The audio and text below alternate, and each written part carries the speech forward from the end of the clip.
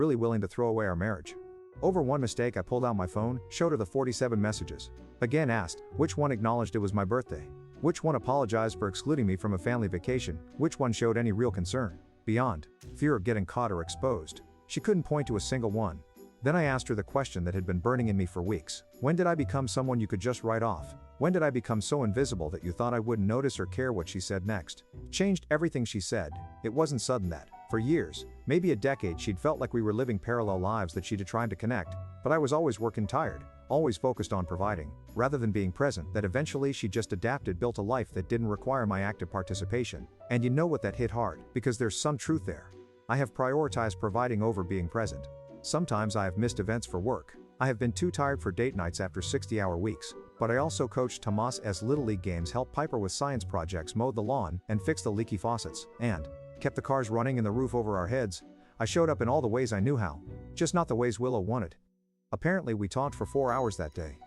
Real talk, hard talk, about expectations and resentments, and the slow drift that happens when two people stop seeing each other clearly at midnight. She asked if there was any chance if I could forgive her for the trip, for the secret credit card, for the years of small betrayals that led to the big one. I told her I honestly didn't know that forgiveness might be possible. But forgetting wasn't that trust once broken leaves scars, even when it heals. She moved the last of her things to Lindsay the next day, said she needed time to figure out who she is, without me, whatever that mean.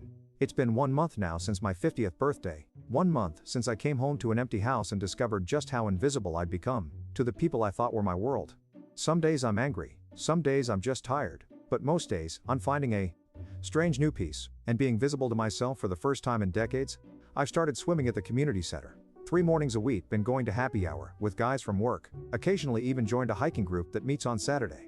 Tomas comes by every Sunday now for what he calls adulting less. We cook dinner together, go over his budget, talk about things that matter. Piper splits her time between Lindsay's place and mine, navigating the new family geography with as much grace as a 20-year-old can muster. Willow texts daily, alternating between nostalgic memories and practical questions about bills.